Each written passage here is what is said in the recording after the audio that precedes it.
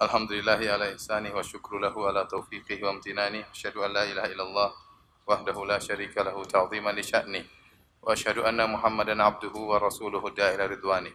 Allahumma salli alaihi wa ala alihi wa ashabi wa ikhwani. Hadirin hadirat yang dirahmati Allah Subhanahu wa taala, pada kesempatan kali ini kita melanjutkan bahasan tafsir. Kita sampai pada surat Asy-Syams. Asy-Syams yang berarti matahari, ya. Dalam surat Asy-Syams dibahas tentang kisah Nabi Saleh bersama kaumnya, kaum Tsamud, ya. Yang sebagaimana kita ketahui bahwasanya kaum Saleh, kaum Nabi Saleh itu kaum Tsamud termasuk dari suku Arab. Para nabi yang bersuku Arab cuma 4 orang, yaitu Saleh, pertama Hud, Saleh, Syuaib dan Muhammad sallallahu alaihi wasallam. Cuma 4 nabi ini yang Arab, yang lainnya bukan Arab. Dan yang paling tua adalah Hud dengan kaum Ad, kemudian datang Nabi Saleh dengan kaum Tsamud. Dan ternyata kisah Nabi Saleh dan kisah Nabi Hud tidak terdapat di Injil dan Taurat. Tidak ada di Perjanjian Lama dan tidak ada di Perjanjian Baru. Ya. Wallahu alam kenapa tidak ada? Apakah ada bagian dari Taurat dan Injil yang hilang? Ya. Dan ini juga membuktikan bantahan terhadap mereka yang menuduh bahwasanya Muhammad sallallahu alaihi wasallam hanya menyadur atau menyalin cerita dari kitab-kitab sebelumnya. Ya. Karena kalau Muhammad menyadur dari kitab-kitab sebelumnya, dari mana Rasulullah sallallahu alaihi wasallam mendatangkan kisah Nabi Saleh dan Nabi Hud, sementara di Taurat dan Injil tidak ada. Ya, oleh karenanya yang benar bahwasanya semuanya datang dari Allah Subhanahu wa taala. Tilka min amba'il ghaibi nuhiha ilaik. Ini adalah termasuk dari berita-berita gaib yang kami wahyukan kepada engkau wahai Muhammad. Baik. Hadirin hadirat Allah Subhanahu wa taala, surah Asy-Syams merupakan surat ke-91, terdiri atas 15 ayat. Asy-Syams artinya adalah matahari, ya. Asy-Syams artinya matahari. Dan Allah bersumpah dengan matahari, wasyamsi, demi matahari. Dan Allah berhak bersumpah dengan makhluknya mana saja yang Allah kehendaki. Allah bersumpah dengan matahari, dengan rembulan, dengan siang, dengan malam, dengan bintang. Terserah Allah Subhanahu wa taala. Dan matahari salah satu makhluk yang sangat menakjubkan, ya. Karena matahari, ya, kita lihat tiap hari, ya. Dan matahari tidak pernah redup. Ya, tidak pernah redup, berpindah dari satu tempat ke tempat yang lainnya.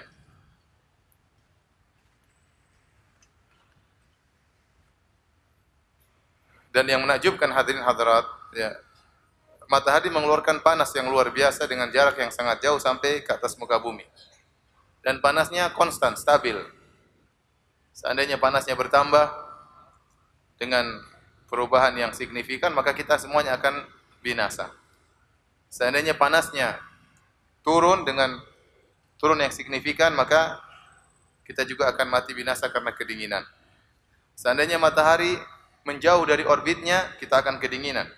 Seandainya matahari lebih dekat daripada orbitnya, maka kita akan kepanasan.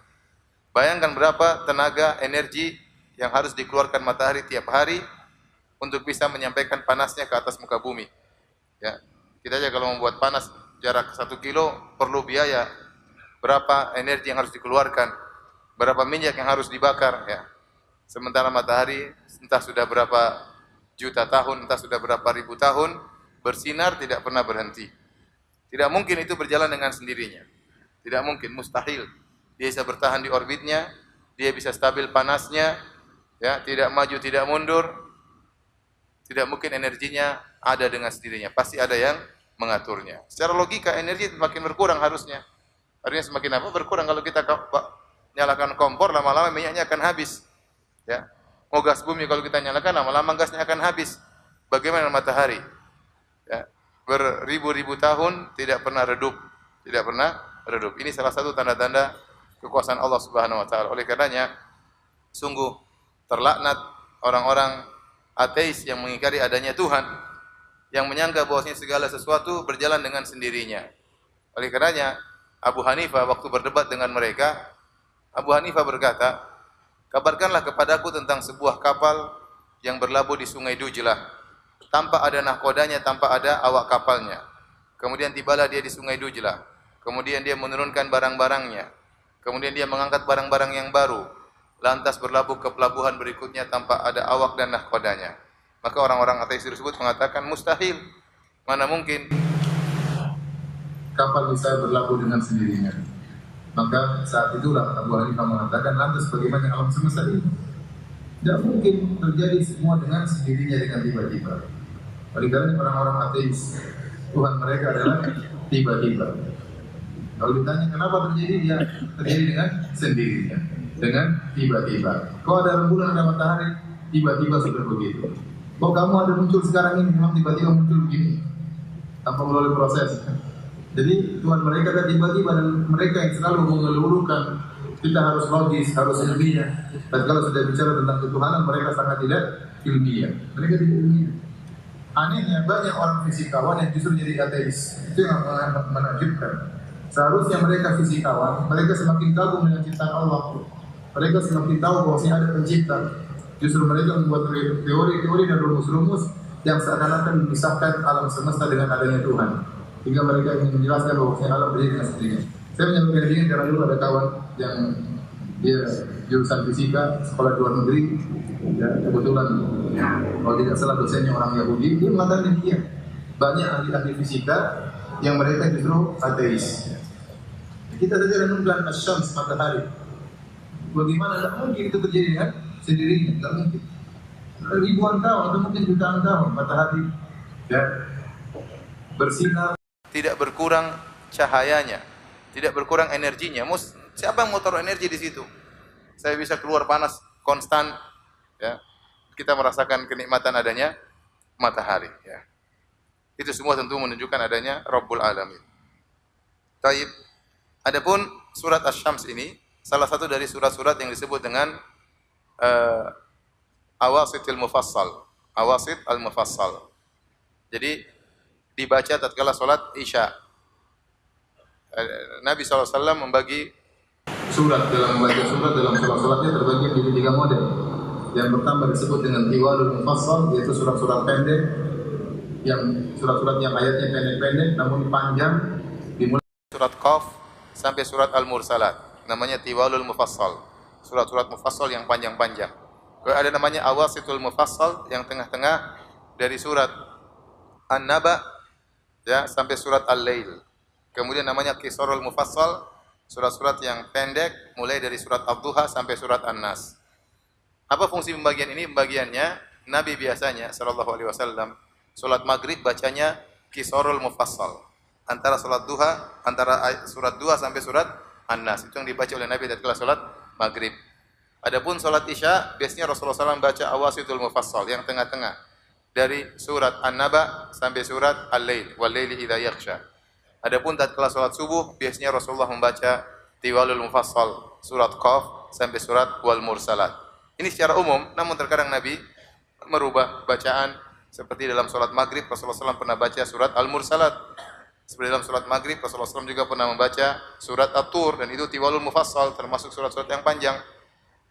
Dan pernah Rasulullah SAW salat maghrib baca surat Al-A'raf 200 lebih ayat ya. Jadi kalau seorang ingin menjalankan sunnah sekali-sekali baca surat Al-A'raf ya, salat maghrib tolong kasih tahu makmumnya ya. Biar makmumnya cari imam yang lain. Karena kalau tiba-tiba surat Al-A'raf orang bisa kaget ya. Pikirnya cuma 5 menit atau 1 jam ya. Tapi Rasulullah jelaskan secara umum, Rasulullah SAW baca surat maghrib dengan Qisarul Mufassal. Nah, surat Asy-Syams ini dianjurkan dibaca tatkala salat Isya. Di antara hadis yang menunjukkan akan hal tersebut dari Jabir bin Abdullah, beliau berkata, "Shalla Mu'adzum bin Jabalil al-Asari li ashabihi al-Isya, fatawwala alaihim."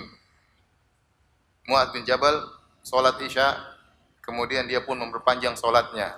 Salat Isya dia baca surat Al-Baqarah, panjang sekali. Fansarafa rajulun minna fa shalla. Tiba-tiba ada seorang yang memisahkan diri dari jamaah, dia lanjutkan salat sendiri. Imamnya terlalu lama, selamat jalan, dia lanjut sendiri. Salam, kemudian dia pergi. Tatkala Mu'adz dikabarkan ada orang yang keluar dari jamaah dan salat sendiri, maka Mu'adz berkata, innahu munafiq, orang itu munafik. Falamma balagha dzalika rajul, tatkala orang itu mendengar celaan Mu'adz kepada dia, maka dia pun melapor kepada Nabi sallallahu alaihi wasallam. Mu'adz menuduhku munafik, padahal aku tidak kuat, dia terlalu lama apa? Salat Isya dengan baca surat apa? Al-Baqarah. Maka Mu'adz pun ditegur oleh Nabi sallallahu alaihi wasallam. Kata Nabi sallallahu alaihi wasallam, "Aturidu an takuna fattanan ya Mu'adz? Apakah kau ingin menjadi pembuat fitnah wahai Mu'adz? Idza amamta an-nas faqra bisyamsi wa duhaha." Kalau kau salat Isya jadi imam, bacalah surat wasyamsi wa duhaha. Wasabbih isma rabbikal a'la. Sabbih isma rabbikal a'la. Iqra bismi rabbikal ladzi khalaq. Wal laili idza yaghsha. Ini semua surat dari Awasitul Mufassal. Ya. Yang dibaca hendaknya dibaca tatkala salat apa? Isya. Sehingga orang bisa mengira-ngira salat Isya itu panjangnya kira-kira sekian. Jangan dia baca surat Al-Baqarah, jangan dia baca surat Al-Imran ya. Ya. Jangan dia baca surat-surat yang panjang. Tetapi inilah yang dianjurkan oleh Nabi sallallahu alaihi wasallam, tidak terlalu pendek dan juga tidak terlalu panjang karena Isya orang ingin istirahat. Kalau Anda ingin salat yang panjang-panjang, salat malam silakan. Tapi kalau Anda sebagai imam, perhatikan orang di belakang. Kata Nabi sallallahu alaihi wasallam, "Fa inna wara'aka ad-dha'if wal kabir wa dzul hajah. Fa inna min wara'ika al-kabir wad dha'if wa dzul hajah." Sungguhnya di belakang engkau wahai Mu'adz ada orang tua, ada orang yang lemah, orang sakit dan ada orang yang punya keperluan. Oleh karenanya jangan salat terlalu lama, tapi bacalah yang sedang. Dan ukuran panjang pendek ini bukan ikut hawa nafsu, kita ikut sunnah Nabi sallallahu alaihi wasallam. Jangan orang baca sabis marbikal ala, imamnya kelamaan. Terus baca apa? Al-Asr wal Asr. Qul huwallahu ahad ya. Enggak, itu maghrib enggak apa-apa. Kalau Isya lain, subuh lebih panjang lagi. Akhirnya sekarang sebagian masjid semuanya Qisarul Mufassal, semuanya surat pendek. Ya, salat subuh juga wadduha. Ya. Salat Isya wadduha juga, salat maghrib wadduha juga. Dan itu terjadi di masjid kampung saya. Salat subuh wadduha, salat nanti maghrib juga wadduha, salat Isya juga apa? Wadduha. Bukannya dilarang, tidak dilarang, tapi kita berusaha mengikuti sunnah. Dan agar makmum juga mendengar ayat-ayat yang lain, karena ayat itu punya keindahan. Apalagi kalau ngerti bahasa Arab, kita rindu ingin mendengar ayat-ayat yang lain. Tapi kalau subuh wadduha, Isya wadduha, maghrib wadduha, ya, ini menyelisih sunnah Nabi sallallahu alaihi wasallam. Dan jangan ikut selera masyarakat, kita ikut sesuai dengan sunnah Nabi sallallahu alaihi wasallam. Sesekali kita bisa merubah. Contoh Nabi sallallahu alaihi wasallam tatkala bersafar, Nabi sallallahu alaihi wasallam salat Isya baca watini wazaitun, padahal itu termasuk Qisarul Mufassal yang pendek, tapi lagi safar. Ya. Baik. Jadi dalam hadis tadi Nabi menyuruh Mu'adz untuk baca surat apa? Wasyamsi wa duhaha. Karena itu salat Isya dibaca Awasitul Mufassal yang tengah-tengah. Ya. Saya ulangi tadi, Tiwalul Mufassal dari surat apa? Surat apa? Surat Qaf sampai surat Al-Mursalat. Yang tengah-tengah Awasitul Mufassal dari An-Naba sampai Al-Laili, Wal-Laili idza yaghsha. Kemudian Qisarul Mufassal Wadduha sampai An-Nas. Nah, antum sebelum meninggal hafal itu semua ya. Ya. Sebelum meninggal ya. Dari Tiwalul Mufassal sampai Qisarul Mufassal. Dan jangan antum jangan menganggap antum enggak bisa. Antum bisa kok, cuma enggak mau. Ya. Sebenarnya antum rajin, cuma antum lagi malas. Jadi jangan meremehkan diri ya. Insya Allah bisa. Saya tidak bosan-bosan mengingatkan ikhwan-ikhwan untuk menghafal surat-surat. Pertama juz amma dulu lah, hafal. Benar-benar akan merubah kehidupan antum kalau antum punya hafal juz amma. Ya. Antum akan lebih semangat sholat malam, antum akan lebih semangat sholat sunnah, antum bisa berjalan sambil murojaah, dan antum khusyuk sholat kalau menghafal juz amma, karena tahu maknanya, tahu tafsirnya. Kalau sudah hafal lagi juz 29, juz 28, juz 27, ya tadi sampailah antum pada surat Qaf. Ya, kalau antum sudah punya hafalan itu sudah sangat berbahagia ya. Antum punya hafalan. Dan jangan meremehkan diri antum. Antum belajar, yang belum bisa tajwid belajar tajwid. Kalau serius 1 bulan bisa insyaallah, ya. Tajwid belajar, kemudian setelah belajar tajwid mulai menghafal setoran. Bikin grup setoran. Ya, grup setoran, grup WhatsApp, grup apa? Setoran. Jadi serius. Ada satu orang yang tempat store, yang tukang nagih. Kalau perlu antum gaji sehingga antum bisa apa namanya? Bisa serius karena antum keluarkan biaya untuk bisa nyetor hafalan misalnya, ya. Bikin kegiatan yang bermanfaat. Sekarang waktu terbuang banyak. Berita ini, berita anu, berita ini, berita anu, cacian sini, cacian sana, bantah sini, bantah sana, yang semuanya sampah yang masuk dalam ya hard disk kita, mengotori hard disk kita saja, ya, membuat RAM jadi rendah, ya, akhirnya lemot, ya. Akhirnya lemot seperti itu. Ya. Kenapa? Terlalu banyak file-file sampah yang masuk di kepala kita. Ya. Coba kalau antum isi dengan Al-Quran, hafalan, berusaha menghafal, itu yang bermanfaat di dunia terlebih lagi di akhirat. Maka saya tidak bosan-bosan mengingatkan kepada ikhwan dan akhwat untuk menghafal. Saya kemarin tadi pagi saya pengajian, saya kasih syarat ibu-ibu sebulan sekali. Saya bilang yang tidak hafal juz amma tidak boleh ikut pengajian. Alhamdulillah tadi pas saya datang, saya bilang siapa yang bukan juz amma yang hafal surat ini? Siapa yang sudah hafal? Ternyata sedikit. Tapi mereka tetap datang yang enggak hafal. Kirain pada hafal semua. Harus semangat, harus semangat. Enggak ada namanya ketuaan, enggak ada ya. Antum masih muda-muda kok ya. Pokoknya kalau misalnya rukuknya masih lurus begini berarti masih muda ya. Ya. Kalau rukuknya sudah separuh begini ya itu sudah tua berarti. Kalau masih bisa lurus begini masih muda, masih kuat insyaallah. Baik. Kita lanjutkan ayat yang pertama wasyamsi wadhuhaha. Demi matahari dan sinarnya di pagi hari. Ya. Waktu duha sebagaimana pernah kita jelaskan yaitu dimulai dari waktu syuruk, awal syuruk itulah waktu duha. 15 menit setelah sunrise. Itu awal waktu duha, seorang sudah boleh salat duha. Dan berakhir sekitar 7 menit, 8 menit sebelum azan zuhur. Antara waktu syuruk 15 menit setelah terbit matahari sampai sekitar 7 menit, 8 menit sebelum azan zuhur boleh salat duha. Namun sebaik-baik waktu salat duha adalah tatkala sekitar jam 10:30 ya, hina tarmudul fisal sebagaimana dijelaskan oleh Syekh bin Baz rahimahullahu taala. Kemudian Allah bersumpah lagi wal qamari idza talaha, dan demi rembulan yang mengiringinya. Ya.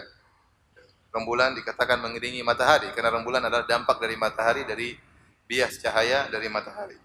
Wan nahari idza jallaha, dan demi siang apabila menampakkannya. Di sini ya, saya sebutkan ada dua pendapat. Ada yang mengatakan bahwasanya demi siang apabila menampakkannya. Di sini ada yang mengatakan kegelapan yang disembunyikan oleh siang hari. Dan ada yang mengatakan ya bahwasanya di sini adalah matahari. Jadi wan nahari idza jallaha bisa artinya demi siang yang meredupkan malam atau menutup malam, atau demi siang yang menampakkan matahari. Dua tafsiran.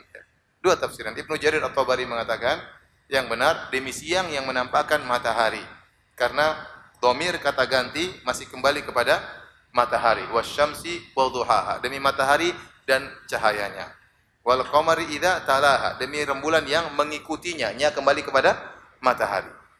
Kemudian wan nahari idza jallaha, demi siang yang menampakkan matahari.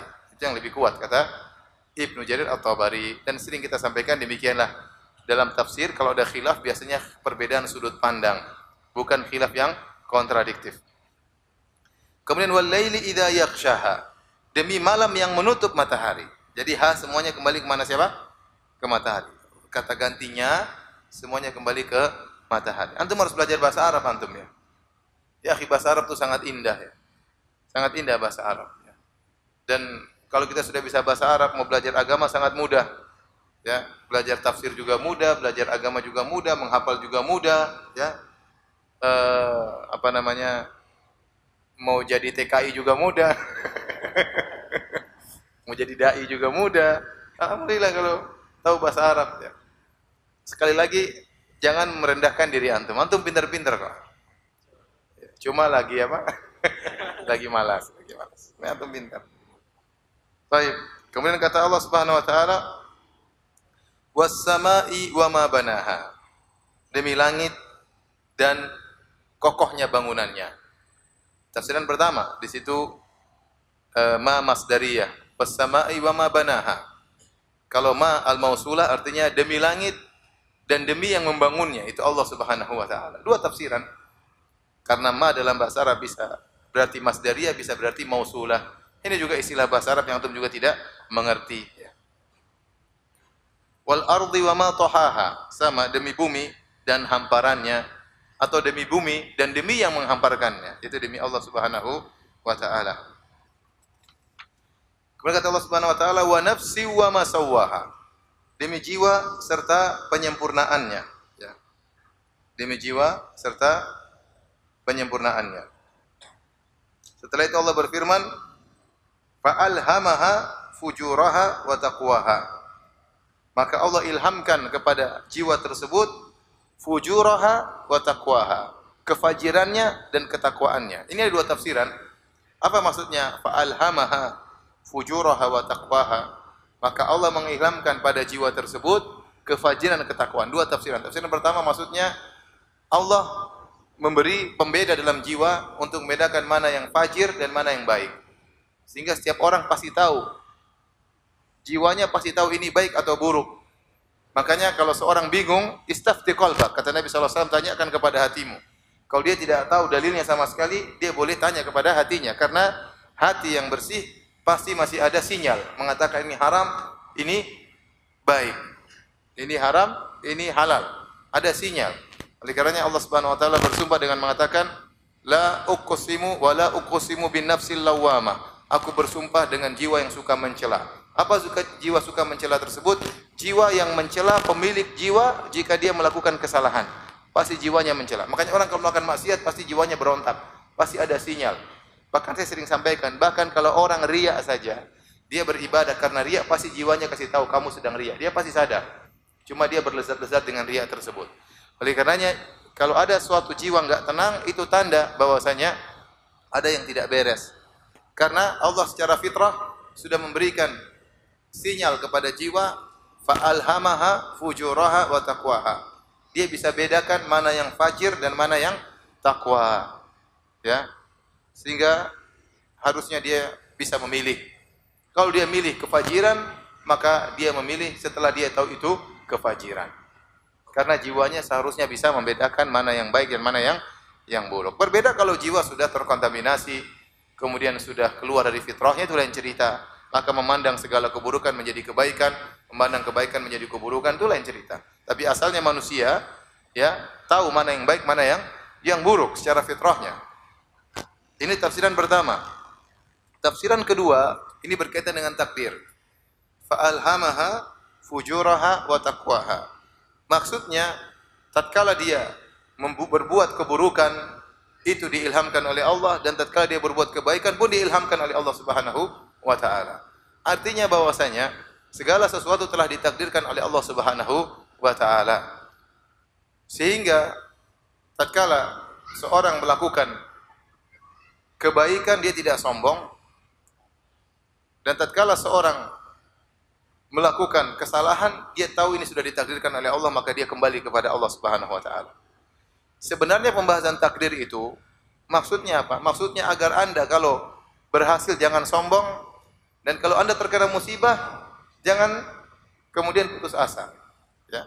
Kata Allah Subhanahu wa taala, "Ma asabakum min musibatin fil ardi wala fi anfusikum illa fi kitabim min qabli an nabra'aha. Inna dzalika 'ala Allahi yasir. Likai la ta'sau 'ala ma fatakum wa la tafrahu bima atakum." Kata Allah, tidak ada musibah yang menimpa sesuatu pun di atas muka bumi atau menimpa diri kalian kecuali telah dicatat di Lauhil Mahfuz. Inna dzalika 'ala Allahi yasir. Semuanya mudah bagi Allah Subhanahu wa taala. Untuk apa? Likai la ta'sau 'ala ma fatakum. Kalau ada yang terluput darimu, kau tidak terlalu bersedih. Toh sudah ditakdirkan. Wala tafrahu bima atakum, dan kau tidak sombong kalau kau bisa berhasil. Karena semua sudah ditakdirkan, semua karena Allah Subhanahu wa taala. Tetapi ini masalah takdir, masalah rahasia Allah Subhanahu wa taala, ya. Setiap orang tidak tahu di mana takdirnya, dia masuk surga atau masuk neraka, tetapi kita semua sudah ditetapkan di mana posisinya, di neraka atau di surga. Ini di luar daripada nalar kita, ya. Yang penting bagi kita, kata Nabi, i'malu fa kullun muyassarun lima khuliqalah. Waktu sahabat bertanya, Rasulullah, apakah setiap orang sudah ditentukan surga dan nerakanya? Kata Nabi, sudah. Terus buat apa? Fa fima amal, buat apa beramal? Kalau sudah ditentukan surga dan nerakanya. Kata Nabi, i'malu, beramalah. Setiap orang akan diarahkan kepada takdirnya. Antum tidak boleh mengatakan, Ustaz, kalau saya sudah ditakdirkan di neraka, ngapain saya beramal? Karena antum berdalil dengan sesuatu yang antum tidak ketahui. Antum tidak tahu antum di neraka atau di surga. Kalau antum sudah tahu antum di neraka, saya bilang ya sudah, enggak usah beramal, percuma ikut pengajian. Ente tetap masuk apa? Neraka. Siapa tahu Anda naik ke langit ke-7, kemudian lihat Lauhil Mahfuz, bagian neraka, antum lihat, ternyata neraka tingkat 7, ada nama ente. Ya sudah. Berarti ini di neraka. Binnya benar juga. Fulan bin Fulan, tinggal di Bekasi. Oh benar saya itu. Ya udah, kalau ente udah lihat ente di neraka, ente enggak usah beramal, percuma. Ente tetap aja masuk neraka. Tapi siapa yang tahu takdirnya? Enggak ada yang tahu. Enggak ada yang tahu. Tugas kita menjalankan sunnatullah. Allah buat peraturan. Yang berbuat baik masuk surga, berbuat buruk masuk apa?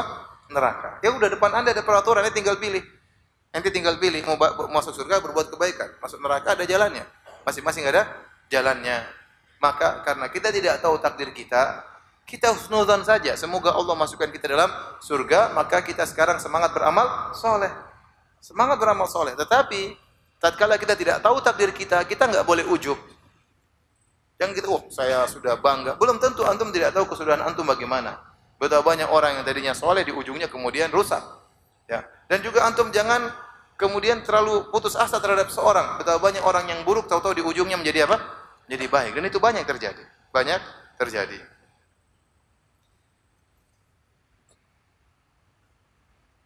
Kemudian Allah berfirman, qad aflaha man zakkaha wa qad khaba man dassaha. Rupanya Allah bersumpah tadi dari wasyamsi wa duhaha wal qamari idza talaha wan nahari idza jallaha wal laili idza yaghshaha was samaa'i wa ma banaha wal ardi wa ma tahaha wa nafsi wa ma sawwaha fa alhamaha fujuraha wa taqwaha. Setelah 8 ayat Allah bersumpah semuanya untuk menekankan satu perkara. Kata Allah, qad aflaha man zakkaha wa qad khaba man dassaha. Sungguh beruntung orang yang mensucikan jiwa dan sungguh merugi orang yang mengotori jiwanya. Jadi ternyata Allah bersumpah dalam 8 ayat tersebut untuk menekankan suatu perkara, bahwasanya sungguh beruntung orang yang mentazkiyah dirinya, mentazkiyah jiwanya, mensucikan jiwanya. Jadi peringatan bagi kita bahwasanya sangat penting bagi kita untuk perhatikan hati kita.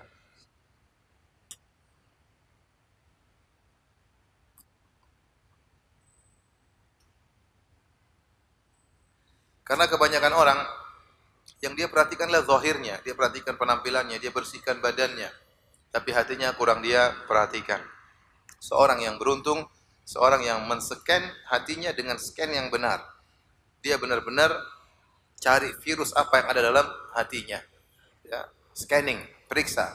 Apakah hatinya ada riya, hatinya ada hasad, hatinya ada dengki, hatinya ada buruk sangka. Kalau dia temukan, dan dia pasti tahu ada sinyalnya, ente itu buruk sangka, ente itu hasad. Orang hasad dia sadar dia sedang hasad. Sampai orang pernah datang sama saya, Ustaz, saya lagi hasad Ustaz. Masya Allah. Dia ngaku dia hasad. Saya tidak bisa hilangkan, saya hasad ini. Jadi dia ngaku, tapi dia tahu di bawah dia sedang apa? Hasad. Ini mending daripada orang tidak tahu dia berpenyakit, merasa dirinya bersih. Oleh karenanya seorang berusaha mensucikan hatinya. Ini penting. Tazkiyatun nafas, membersihkan jiwa dari segala kotoran-kotoran jiwa, dan itu banyak. Dendam, dengki, riya, hasad, buruk sangka terhadap Allah, buruk sangka terhadap istri, banyak penyakit jiwa ya. Saya pernah buruk sangka pada seorang. Saya berdoa kepada Allah, ya Allah, saya sedang buruk sangka kepada orang. Saya bilang sama Allah, ya Allah, tunjukkan kepada saya tidak ingin berdosa. Kalau dia memang benar, tunjukkan agar saya tidak berburuk sangka. Kalau dia salah, tunjukkan. Ternyata setelah itu langsung Allah tunjukkan orang itu benar, saya yang salah. Saya yang salah. Karena buruk sangka tersebut tidak bisa saya hilangkan. Saya berdoa kepada Allah, ya Allah, saya buruk sangka kepada si fulan. Tolong tunjukkan kepada saya benar atau tidak persangkaan saya. Langsung beberapa saat kemudian Allah tunjukkan ternyata persangkaan saya salah. Jadi kalau kita enggak bisa, kita minta kepada Allah, bersihkan apa? Bersihkan jiwa kita. Bersihkan jiwa kita. Kalau hati kita bersih, jiwa kita bersih, kita yang bahagia. Betapa indah kehidupan tanpa dendam, tanpa dengki, tanpa hasad, tanpa buruk sangka. Enak sekali kehidupan seperti itu. Semua yang membuat kita gelisah, membuat kita hilang kebahagiaan, kita penyakit-penyakit hati. Meskipun duit banyak, meskipun tenar, meskipun pejabat, tapi kalau dongkol, jengkel, hasad, ya, apa yang buat dia bahagia? Tidak bahagia. Dia sengsara. Dalam kekayaannya dia sengsara. Dalam jabatannya dia sengsara. Dalam ketenarannya dia sengsara. Buat apa? Jadi ikhwan, maka benar kata Allah, qad aflaha man zakkaha. Sungguh beruntung orang yang mensucikan jiwanya. Sungguh beruntung dia di dunia apalagi di akhirat. Wa qad khaba man dassaha, dan sungguh merugi orang yang mengotori hatinya. Apalagi dia kotori hatinya dengan dengki, dengan hasad, apalagi dengan kesyirikan. Maka sungguh orang ini adalah orang yang paling merugi. Setelah itu Allah sebutkan tentang kisah kaum Samud, kaum Nabi Saleh alaihissalam. Ini contoh orang-orang yang mengotori jiwa mereka dengan kesyirikan. Qad aflaha man zakkaha wa qad khaba man dassaha. Sungguh beruntung orang yang mensucikan jiwanya, sungguh merugi orang yang mengotori jiwanya. Maka Allah tunjukkan contoh orang-orang yang mengotori jiwa mereka, di antaranya kaum Samud. Dan sudah saya sampaikan tadi, kisah kaum Samud ini enggak ada di Taurat dan Injil. Tidak ada perjanjian lama, tidak ada perjanjian baru, ya. Ya, karena mereka kebanyakan nabi-nabi Bani Israel, padahal mereka juga menukil kisah Nabi Nuh, ya. Tetapi kaum Samud dan kaum Ad di-skip oleh Taurat dan Injil. Skip, lewat. Tapi bagi orang-orang Arab, kaum ini dikenal oleh mereka. Dan surat Asy-Syams ini surat Makkiyah. Sudah kita sering jelaskan, surat Makkiyah adalah surat yang turun tatkala Nabi masih di Mekah. Sehingga audiensnya adalah orang-orang musyrikin Arab. Dan mereka tahu kaum Ad dan mereka tahu kaum Samud. Apalagi kaum Samud letaknya di Jazirah Arab, cuma sekitar 300 kilo dari kota Madinah. Sekitar 300 kilo dari kota Madinah, sebelah utara kota Madinah. Sekarang berada di suatu kota namanya kota Al-Ula, kota yang subur, banyak korma, banyak buah-buahan. Saya sudah ke sana 2 kali, ya. Dan saya sudah kunjungi rumahnya kaum Samud, ya. Saya sudah sering sampaikan. Rumahnya itu berupa kumpulan gunung-gunung. Bukit-bukit, nanti bukitnya gunungnya dipahat jadikan rumah. Ada dipan-dipannya, kayaknya di tempat piringnya, ya. Kemudian nanti misalnya ada 6 rumah, 7 rumah atau 10 rumah, salah satu rumahnya ada patung manusia, kepala manusia. Mungkin itu kepala RT-nya, mungkin, ya. Terus nanti kita pergi ke sana sedikit, ada lagi kumpulan gunung. Sama. Di antara rumah-rumah tersebut ada satu rumah yang spesial, beda daripada yang lainnya. Ya, mungkin RT 2, mungkin gitu, ya. Intinya kaum Samud tinggalnya Jazirah Arab. Jadi orang-orang Quraisy tahu. Jadi Allah ingatkan, wahai orang-orang Quraisy, kalau kalian membangkang, sungguh telah membangkang orang-orang Arab sebelum kalian, yaitu kaum Samud dan sebelumnya kaum Ad. Kalau bicara kepada Bani Israel tidak tahu kaum Samud dan kaum apa? Ad, karena mereka bukan Arab. Tapi tatkala ini teksnya, konteksnya yang jadi audiens, topik pembicaraan ditujukan kepada orang-orang kafir Quraisy yang mereka adalah Arab, maka mereka tahu betul tentang kaum Samud. Bagaimana mereka tidak tahu? Rumahnya masih ada. Rumahnya masih tersisa. Orang-orangnya sudah binasa. Maka Allah berfirman, kadzabat Samudu bitaqwaha. Sungguh kaum Samud telah mendustakan rasulnya, sehingga karena mereka melampaui batas, mereka berbuat zalim. Allah berfirman tentang kaum Samud, kata Allah, wa ila Samud akhahum salihah. Dan kepada Samud kami kirim saudara mereka Saleh. Qala ya qaumi ibudullaha ma lakum min ilahin ghairuh. Nabi Saleh mengingatkan mereka, jangan mereka berbuat kesyirikan. Ya, sembahlah Allah saja, tidak ada sembahan yang berhak disembah kecuali Allah. Wa ansha'akum minal ardi wasta'marakum fiha. Yang menciptakan kalian adalah Allah Subhanahu wa taala. Yang buat kalian bisa menempati bumi juga Allah Subhanahu wa taala. Fastaghfiruhu tsumma tubu ilaihi. Istighfarlah dan bertobatlah kepada Allah. Inna rabbi qaribun mujib. Sungguhnya Rabbku adalah Maha dekat dan Maha memenuhi mengabulkan doa hambanya. Kemudian Nabi Saleh mengingatkan tentang kaum Ad, nenek moyang kaum Samud. Kata Nabi Saleh, "Wadhkuru idh ja'alakum khulafa'a min ba'di 'adin." Ingatlah tatkala Allah menjadikan kalian sebagai penduduk bumi setelah kaum Ad. Kaum Ad nenek moyang. Jadi Ad dulu, baru kemudian apa? Samud. Jarak antara Ad dan Samud tidak terlalu jauh. Dan Samud tahu nenek moyang mereka, namanya nenek moyang mereka sangat kuat, namanya kaum Ad yang sangat hebat dan sudah binasa karena membangkang perintah Allah. Maka Nabi Saleh ingatkan, wa bawwa'akum fil ardi, ingatlah tentang ya kaum Ad sudah binasa. Sekarang Allah jadikan kalian menguasai bumi. Wa bawwa'akum fil ardi, dan Allah menempatkan kalian di atas muka bumi. Tattakhiduna min suhuliha qusura, di tempat-tempat yang datar kalian bangun qasar-qasar, istana-istana. Wa tattakhiduna al-jibala buyuta, dan gunung-gunung kalian pahat untuk dijadikan tempat tinggal, rumah-rumah. Fadhkuru ala Allahi, ingatlah nikmat-nikmat yang Allah berikan kepada kalian. Wala ta'thaw fil ardi mufsidin, dan janganlah kalian membuat kerusakan di atas muka bumi. Tapi mereka membangkang, mereka tidak mau beriman kepada Allah Subhanahu wa taala semata, mereka tetap berbuat kesyirikan, dan Nabi Saleh terus mendakwahi mereka. Akhirnya mereka bosan didakwahi Nabi Saleh. Maka mereka menantang Nabi Saleh. Kata mereka, wahai Saleh, kalau ente memang nabi, tunjukkanlah mukjizat, bukti kau seorang nabi. Keluarkanlah dari batu tersebut seekor onta yang tinggi, yang putih, yang bunting. Subhanallah. Bunting sudah berumur 10 bulan, sebentar lagi melahirkan. Dan ini sebenarnya asilah ta'jiz, hanya untuk maksudnya agar Saleh tidak berkutik, karena yang mereka minta sesuatu yang mustahil. Ya, mereka sengaja, ente nabi, coba buktikan. Ente utusan Tuhan, mana buktinya? Seandainya mereka minta dikeluarkan onta dari hutan, ya masih mungkin ya. Atau keluar onta dari laut, ya masih mungkin. Ada sumber kehidupan di laut, ada sumber kehidupan di hutan. Tapi onta keluar dari batu, sejak kapan ada hewan keluar dari batu? Kemudian ontanya langsung besar, langsung bunting. Siapa yang buntingi?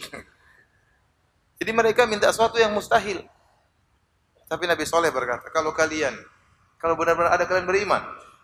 Kata mereka, kami beriman, karena mereka yakin tidak mungkin terjadi itu semua. Maka Nabi Saleh pun salat. Nabi Saleh pun berdoa kepada Allah Subhanahu wa taala. Kemudian tiba-tiba keluar onta dari batu tersebut. Persis sebagaimana yang mereka minta. Tinggi, besar, keren ontanya, indah dilihat, buntingnya. Sebentar lagi mau melahirkan. Akhirnya sebagian dari mereka beriman, sebagian kecil dari mereka beriman, sebagian besar dari mereka tetap kufur kepada Nabi Saleh. Apa syubhat mereka itu apa? Selalu syubhatnya sama, ya. Illa qalu sahirun au kadzdzab. Mereka pasti berkata, ini penyihir. Kita sudah disihir. Pasti begitu. Siapapun datang dengan mukjizat dari kalangan para nabi, pasti kaumnya akan berkata, ini adalah apa? Penyihir. Sihirnya hebat. Lihat Nabi Musa waktu berduel dengan para penyihir. Para penyihir Firaun, setelah Nabi Musa menang, kata Firaun, innahu lakabirukum alladhi 'allamakum sihir. Ternyata Musa itu guru kalian, wahai tukang sihir. Kalian sudah kerja sama. Sama aja. Innahu lasahirun alim. Ini Musa tukang sihir yang handal. Jadi percuma Nabi Saleh didatangkan mukjizat yang luar biasa bagi Nabi Saleh, tetap saja mereka tidak beriman. Qala al-mala'u alladhina istakbaru min qaumil ladzina istud'ifu liman amana minhum. Ata'lamuna anna Salihan mursalun min rabbih? Orang-orang yang kaya, pembesar-pembesar mengejek orang-orang miskin yang beriman kepada Nabi Saleh. Apa kata para pembesar-pembesar kaum Samud? Ya, apakah kalian mengetahui Saleh itu diutus oleh Tuhannya? Qalu inna bima ursila bihi mu'minun. Kata orang-orang miskin, kami beriman dengan apa yang dibawa oleh Nabi Saleh. Qala alladziina istakbaru inna billadzi amantum bihi kafirun. Kami dengan apa yang kalian imani, kami kafir. Waktu onta keluar, Nabi Saleh berkata, hadhihi naqatullahi lakum ayah. Sampai Nabi Saleh menamakan onta tersebut dengan ontanya Allah.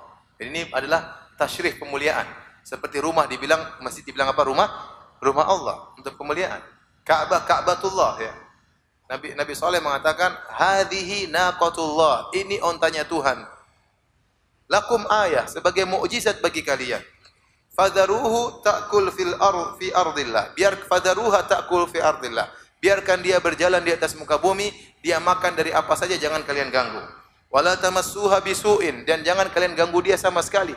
Sentuh saja untuk mengganggunya tidak boleh. Fayakhudzakum adzabun alim. Hati-hati kalian kalau mengganggu unta tersebut, kalian diadab dengan adab yang pedih. Jadi Nabi Soleh sudah ingatkan, kalau kalian ganggu sedikit saja akan datang azab. Tidak boleh ganggu, tidak boleh dihadang-hadangi, ya, nggak boleh. Apalagi diusir, biarkan dia makan di, dia ontanya Allah, ini bumi Allah, dia makan di mana saja, jangan ganggu. Kemudian Nabi Soleh berkata, qala hadhihi naqatul laha syirbun walakum syirbu yaumi ma'lum. Ini onta kasih dia punya jatah minum 1 hari dan kalian punya jatah minum 1 hari. Jadi di sana ada sumur. Sewaktu saya ke sana, dia katakan ada sumurnya. Inilah sumur yang pernah diminum oleh onta Nabi Soleh. Tapi saya nggak tahu benar atau tidak ya. Tapi di sana masih ada sisa sumur-sumur di lokasi tersebut. Allah alam itu sumur yang mana ya. Jadi ada sumur di sana, sumber airnya bagus. 1 hari ontanya Nabi Soleh minum di situ. Yang lain nggak boleh ambil air. Kalau ontanya Nabi Soleh sudah minum dari situ, yang lain nggak boleh ada yang ambil air. Nanti besoknya ontanya Nabi Soleh nggak minum, bagian masyarakat kaum Samud yang ambil air. Ini peraturan. Sehari buat kalian, sehari buat apa? Buat ontanya Allah Subhanahu Wa Taala. Tetapi ontanya Allah ini kalau sudah minum dari sumur tersebut, maka dia akan mengeluarkan susu yang sangat banyak sebagai pengganti air. Sehingga mereka merah susu yang tiada henti-hentinya untuk diminum oleh mereka. Sebenarnya kan enak. 1 hari minum susu, 1 hari minum air putih. 1 hari minum susu, 1 hari minum air putih. Cuma mereka jengkel. Ini onta ngatur-ngatur kita ya. Ya kita nggak boleh ngambil air. Ya karena kesombongan. Sebenarnya mereka dapat nikmat. Dengan adanya onta tersebut, akhirnya mereka dapat susu. Ya 2 hari sekali susu yang segar dari onta yang sangat baik tersebut. Tapi karena mereka jengkel, mereka tidak suka. Akhirnya mereka ingin membunuh onta tersebut. Ya. Mereka protes kepada Nabi Saleh. Kata mereka, qalu ya Salihu, qad kunta fina marjuwan qabla hadha. Atanhana an na'budu ma ya'budu aba'una wa innana la fi syakkim mimma tad'una ilaihi murib. Nabi Saleh terus berdakwah, tidak boleh beribadah kepada selain Allah Subhanahu wa taala. Akhirnya mereka protes, kata mereka, "Hai Saleh, dulu kami harapkan." Artinya mereka tahu Nabi Saleh ini orang cerdas, orang pintar, diharapkan jadi pemimpin. Tahu-tahu kok kamu sekarang begini, malah ngelarang-ngelarang kami untuk mengikuti tradisi nenek moyang kami, menyembah berhala-berhala. Kamu kok begini wahai Saleh, padahal kamu diharapkan oleh kami untuk menjadi pemimpin. Ya, mereka ngejek Nabi Saleh. Dan mereka tidak mau menerima dakwah Nabi Saleh. Akhirnya mereka punya niat jahat, ingin membunuh onta Allah Subhanahu wa taala. Akhirnya kata Allah Subhanahu wa taala, "Idzim ba'atsa ashqaha." Maka mereka rapat. Bagaimana? Kita bunuh ontanya Nabi Saleh ya. Ontanya Saleh kita bunuh saja. Enak aja tiap hari minum di sumur, kita enggak bisa minum, ya. Onta Nabi Saleh ini membuat orang-orang beriman kepada Nabi Saleh, harus dibunuh. Jadi mereka jengkel sama Nabi Saleh, yang mereka lakukan mereka membunuh ontanya Allah. Ini benar-benar penantangan yang luar biasa. Mereka rapat, akhirnya berdirilah seorang yang paling celaka di antara mereka. Idzim ba'atsa ashqaha. Maka bangkitlah orang yang paling celaka di antara mereka yang akan langsung membunuh onta tersebut. Dia yang mewakili seluruh kaum Tsamud. Maka Nabi SAW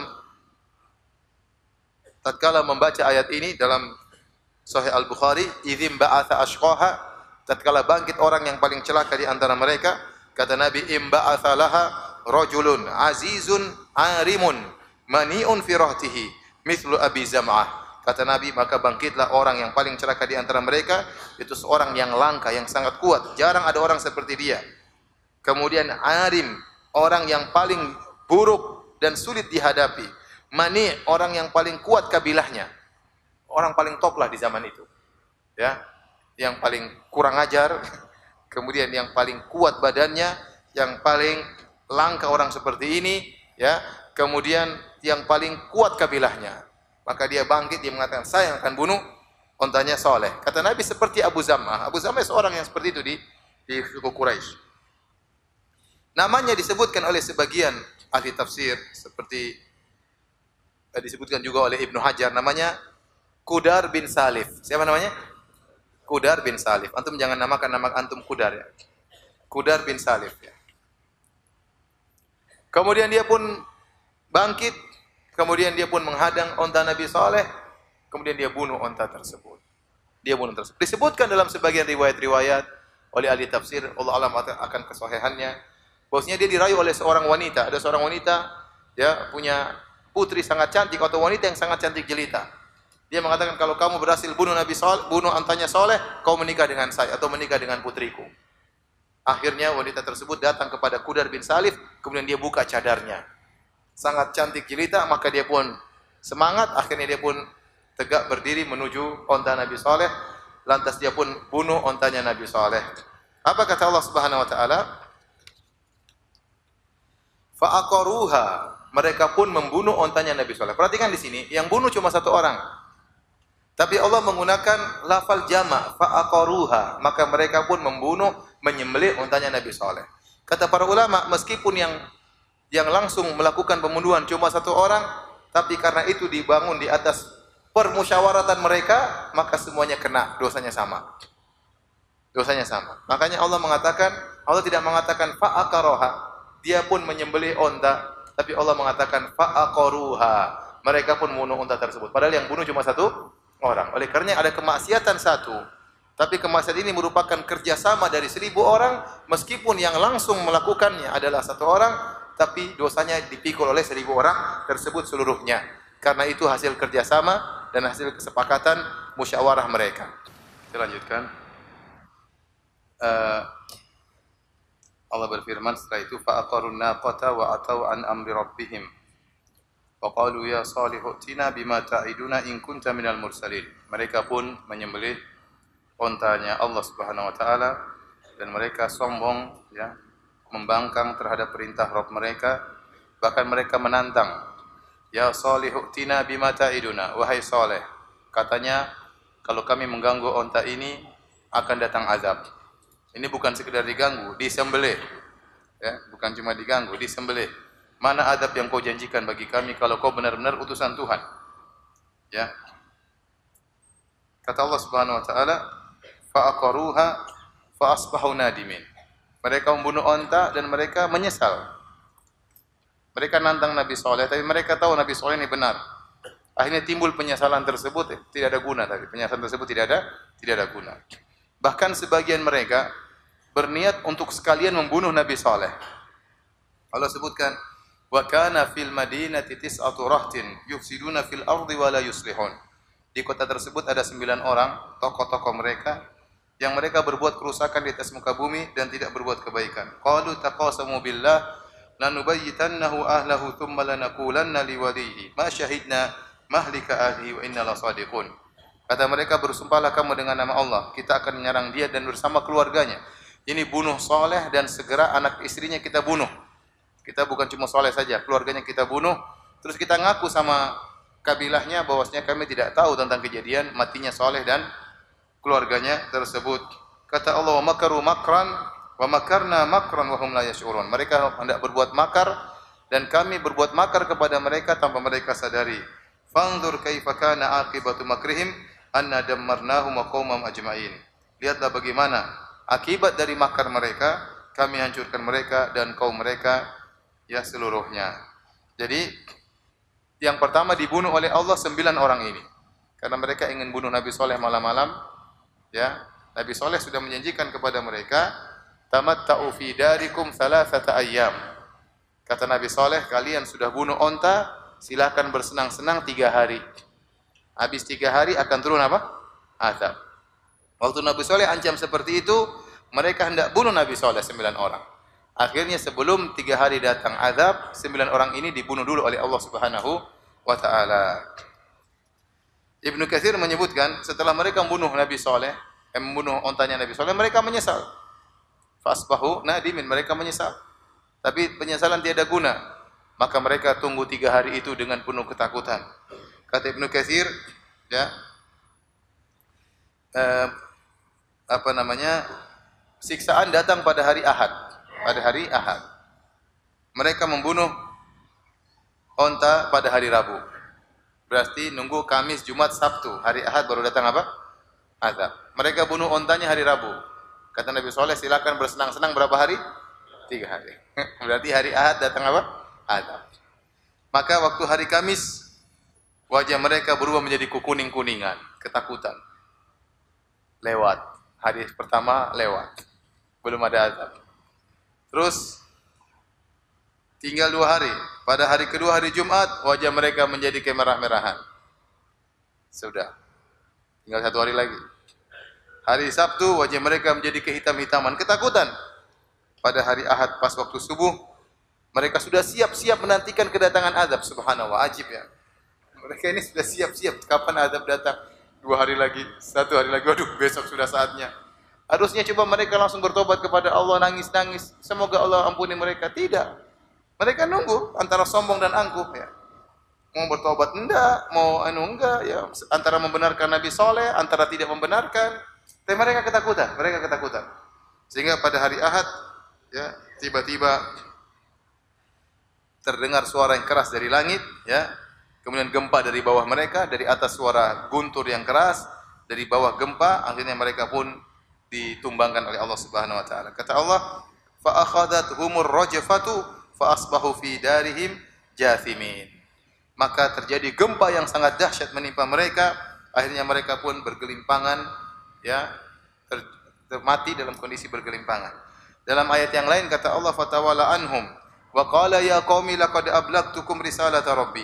Waktu mereka membunuh unta Nabi Saleh pun pergi meninggalkan mereka, dan Nabi Saleh berkata, ya kaumku, aku sudah ingatkan kepada kalian tentang risalah Rabbku, wa nasahtu lakum, aku sudah nasihati kalian, tapi kalian tidak mau mendengar orang-orang yang menasihati ya.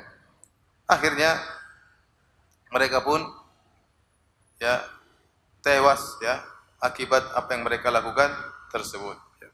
Dalam ayat berikutnya kata Allah, faqala lahum Rasulullah naqatallahi wa suqiyaha. Waktu untanya belum mati, Nabi sallallahu mengingatkan, inilah unta Allah ya. Biarkanlah unta ini minum dengan minumannya. Fakadzabuhu, mereka mendustakan Saleh, faqaruha. Mereka pun membunuh unta tersebut. Fadamdama alaihim rabbuhum bidzambihim. Maka Allah pun membinasakan mereka karena dosa mereka. Fasawwaha, dan Allah ratakan mereka di atas tanah. Jadi di sini Allah sebutkan Allah mengazab mereka bidzambihim karena dosa mereka. Oleh karenanya kata para ulama dan berdasarkan hadis-hadis dan ayat Allah Subhanahu wa taala, tidak ada satu musibah pun yang menimpa kecuali karena apa? Karena dosa. Bahkan Nabi Muhammad SAW berkata, inni akhafu in asaitu rabbi adzab yaumin azim. Aku takut, kata Rasulullah, kalau aku bermaksiat kepada Allah, aku takut dengan azab yang pedih. Ya. Jadi azab tersebut menimpa mereka karena mereka melakukan kemaksiatan. Adapun makna dari fadamdama alaihim dijelaskan oleh Sam'ani, atbaqa alaihim bil adab, yakni ammahum wa lam yubqi minhum ahadan. Yaitu azab tersebut menimpa mereka semuanya, tidak satu orang pun yang lolos dari mereka. Semuanya tewas. Damdama huwal halaku bil istisal. Itu pembinasaan dengan cara habis-habisan. Tidak ada seorang pun yang tersisa, dihabiskan sampai pada akarnya. Ya.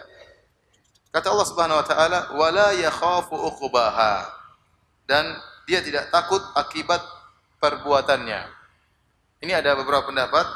Yang pertama, maksudnya Qudar bin Salif waktu membunuh ontanya Nabi Saleh, dia tidak takut, dia pede. Wala yakhafu uqbaha, dia tidak takut akibatnya. Ini pendapat pertama. Saya bunuh, tenang aja. Dia cuek. Padahal akibatnya sangat berbahaya. Pendapat kedua, Nabi Saleh yang tidak takut akibat apa yang mereka lakukan, ya. Karena dia tahu dia akan selamat. Nabi Saleh dan kaumnya akan apa? Selamat. Mereka bunuh onta, silakan. Aku tidak takut, mereka yang akan kena kebinasaan. Adapun aku akan selamat dengan kaumku. Pendapat yang ketiga, Allah yang tidak takut dengan apa yang dia perbuat. Artinya Allah membinasakan mereka tanpa ada ketakutan sama sekali karena Allah tahu mana yang berhak untuk dibinasakan, mana yang berhak untuk diadab, mana yang berhak untuk diselamatkan. Demikian para hadirin, ya kajian kita dari tafsir surat Asy-Syams. Insyaallah kita lanjutkan pekan depan. Tafsir surat berikutnya surat Al-Lail, ya, surat Al-Lail, dan itu adalah akhir dari Awasitul Mufassal, ya. Dari surat yang tengah. Saya itu baru surat-surat pendek dari surat Ad-Duha dan seterusnya. Bagaimana pendapat Ustaz tentang perdebatan ilmuwan mengenai bentuk bumi? Bulat atau datar gitu maksudnya. Allah berfirman dalam surat Asy-Syams wal ardi wa ma tuhaha. Dan bumi dan hamparannya. Allah alam, saya tidak pernah nonton debat tersebut ya. Jadi saya tidak tahu perdebatannya. Tetapi yang jelas yang kita lihat bumi sekarang apa? Datar, hampar, terhampar. Maksudnya ini tidak, Allah alam tidak berbicara tentang bulat dan bulat ataupun datar, tapi maksudnya secara kita lihat secara kasat mata, dataran itu dibuat apa? Datar oleh Allah Subhanahu wa taala sehingga orang bisa tinggal, tidak dibuat begini seluruhnya, tidak dibuat begini seluruhnya. Ada sebagian yang gunung, ada sebagian lembah, tapi secara umum bumi itu apa?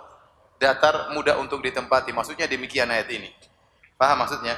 Bukan kaitannya dengan secara global bulat atau datar secara total, tapi Allah sedang berbicara tentang bumi dihamparkan.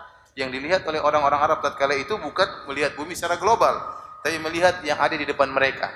Ayat ini turunkan kepada orang-orang Arab zaman dahulu, paham kan? Apakah mereka lihat bumi secara global? Mereka tidak lihat bumi secara global, tapi yang melihat di depan mata mereka, bumi itu apa? Datar. Ya. Terlepas apakah secara global datar atau bulat, Allah alam bisawab. Tetapi Syekhul Islam Taimiyah rahimahullah dalam Majmu' Fatawa menyebutkan telah ijma' bahwasanya ala qurawatil ard, bahwasanya bumi itu bulat. Telah ijma' bahwasanya bumi itu bulat. Ya. Allah alam bisawab, apakah maksud Syekhul Islam adalah ijma' para ulama sehingga itu merupakan hujjah, ya? Ataukah ijma' para ahli al-falak atau para ahli ilmuwan bahwasanya itu bulat? Allah alam bisawab. Tapi demikian Syekhul Islam dalam Majmu' Fatawa menyebutkan ijma' bahwasanya bumi itu bulat. Yang bilang bumi bulat angkat tangan coba. Masya Allah. Yang bilang bumi datar angkat tangan.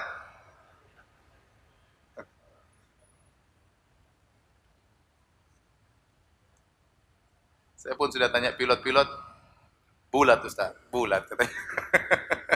Datar bulat, bulat Ustaz. Pilot sudah tua, tahu lah.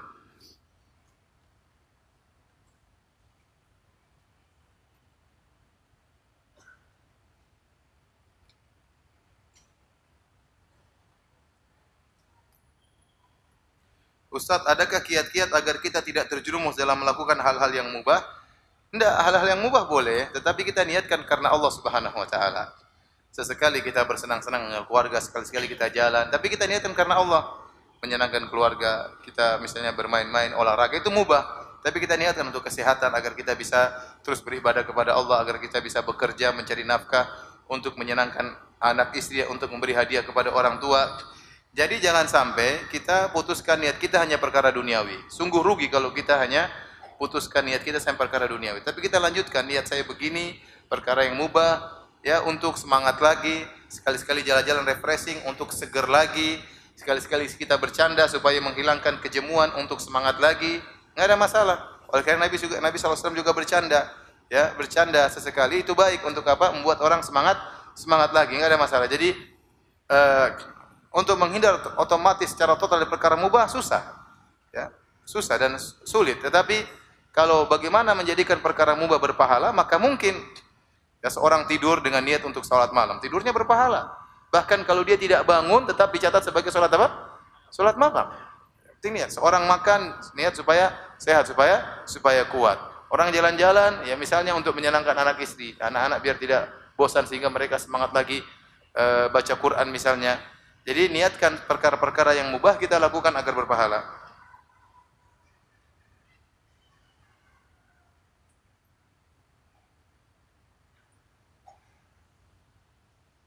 Saya seorang akhwat yang punya hobi melukis. Bahkan saya bisa membuat komik. Dari komik tersebut saya bisa mengumrahkan orang tua. Saya dengar bahwa melukis dilarang dalam Islam. Bagaimana tanggapan Ustaz? Ya, melukis makhluk bernyawa ya dilarang ya.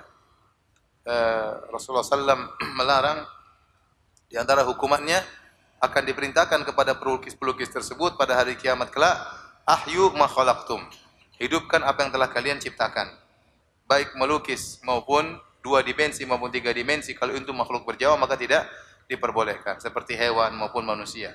Adapun tumbuh-tumbuhan, buah-buahan enggak ada masalah. Ya, saya bilang kepada ukhti ini hendaknya mengganti profesinya ya. Apa yang telah berlalu dimaafkan oleh Allah Subhanahu wa taala karena ketidaktahuannya, dan insyaallah pintu rezeki masih banyak ya. Tapi kita jangan spekulasi, hidup kita cuma sekali. Kalau ternyata itu haram, maka ini perkara yang sangat berbahaya di akhirat kelak ya. Oleh karenanya tinggalkan pekerjaan membuat komik-komik yang merupakan lukisan makhluk bernyawa.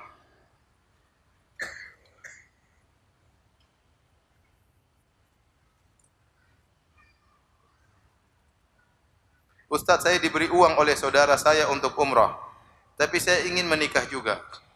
Apakah sebaiknya uang itu dipakai untuk biaya menikah daripada umrah? Lah tergantung, dikasih buat apa? Kalau dikasih buat umrah, kita harus amanah. Dikasih uang buat umrah, jangan buat nikah ya. Tapi kalau kakak kasih bebas, mau buat umrah, buat nikah bebas, mending nikah. Ya, mending nikah baru umrah ya. Ya, daripada umrah pulang menderita. Kalau tidak mampu tidak wajib umrah, sementara nikah lebih utama untuk menjaga harga diri kita ya. Jadi minta izin sama kakak atau saudara yang kasih duit ini, bilang, ya akhi, ini saya mau pakai buat nikah, boleh enggak? Kalau dia bilang boleh ya sudah, terserah dia. Tapi kalau dia bilang enggak boleh, itu amanahnya buat umrah, kita harus amanah.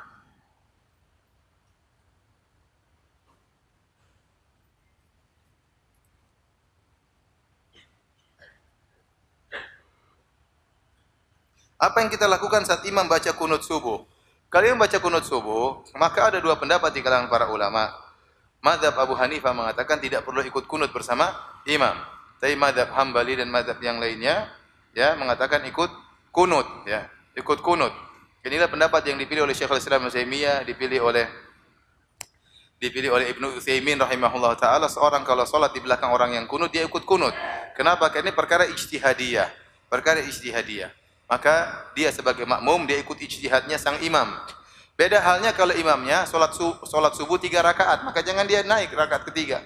Dia duduk aja, biarin imamnya berdiri sendiri. Jangan diikuti.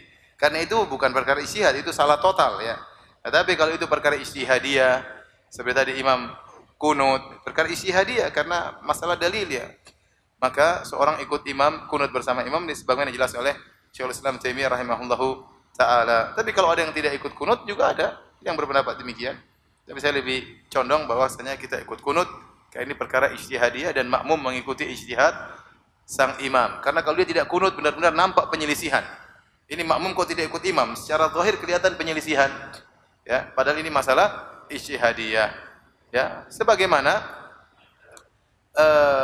Ibnu Mas'ud waktu salat di belakang Utsman bin Affan, ya, karena Utsman salatnya 4 rakaat padahal di Mina 2 rakaat, dia ikut ya, karena ini perkara ijtihadiyah. Perkara ijtihadiyah, harusnya di Mina salatnya berapa rakaat? 2 rakaat. Tapi Utsman salatnya 4 rakaat. Ada banyak takwilan, ada yang mengatakan Utsman punya keluarga di Mekah sehingga dia menganggap dirinya mukim. Ada yang mengatakan Utsman salat 4 rakaat karena khawatir banyak orang-orang Arab Badui yang baru masuk Islam, nanti mereka menyangka salat zuhur 2 rakaat, maka akhirnya dia salat 4 rakaat supaya tidak disalahpahami. Intinya kata Ibnu Mas'ud, al-khilafu syarr. Khilaf itu, perselisihan itu buruk ya. Makanya untuk masalah ijtihadiyah kita mengikuti imam dan tidak ada yang ragu bahwasanya masalah kunut subuh adalah masalah khilafiyah ijtihadiyah.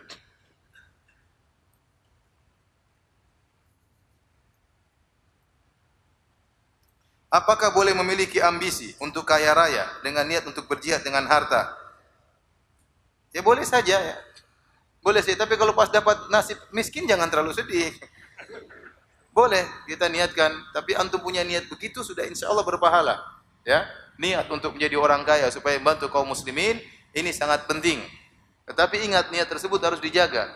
Ya, wa minhum man ahadallah la in atana min fadlihi lanasaddaqanna.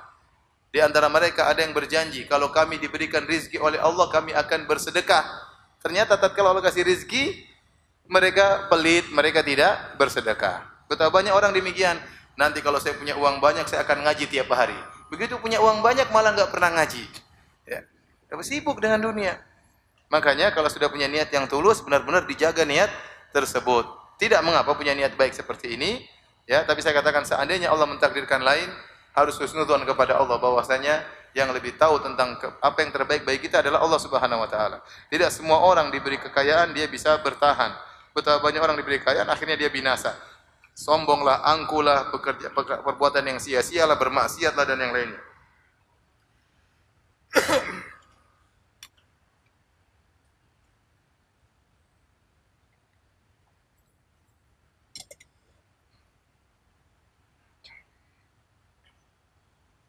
Ustaz, mohon diterangkan hukum wanita yang pakai wangi-wangian keluar rumah karena ada wanita yang mau ngaji ke sini tapi tercium bau wangi oleh saya.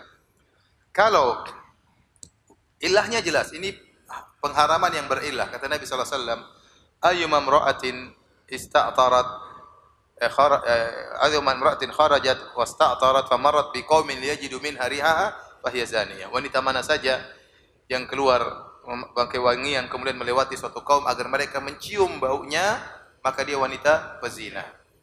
Karena parfum itu menimbulkan gejolak syahwat.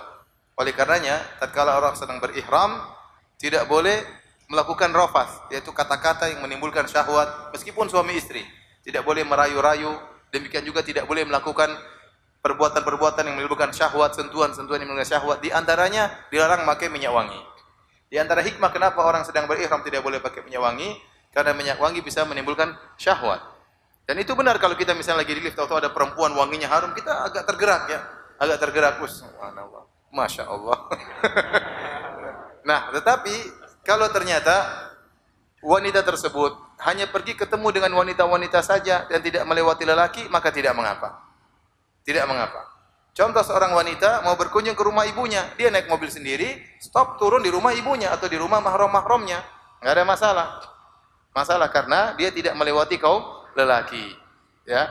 Atau misalnya ada pengajian perempuan ibu-ibu saja, ya, kemudian jauh dari ustadznya misalnya, ya, atau di balik tabir sehingga tidak tercium parfum tersebut kepada ustadznya, ya, hanya sekedar di kalangan para wanita atau di balik tembok, maka ini tidak jadi masalah. Atau misalnya ada pesta perkawinan, ke ruangan khusus buat wanita, pakai parfum di antara mereka, enggak ada masalah.